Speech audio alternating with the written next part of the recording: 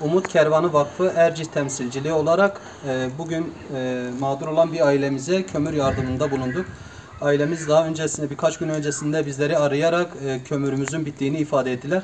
Bizler de hayırseverimizin yardımlarıyla bugün bu ailemize kömür getirdik. Rabbim hayırseverlerimizden razı olsun inşallah.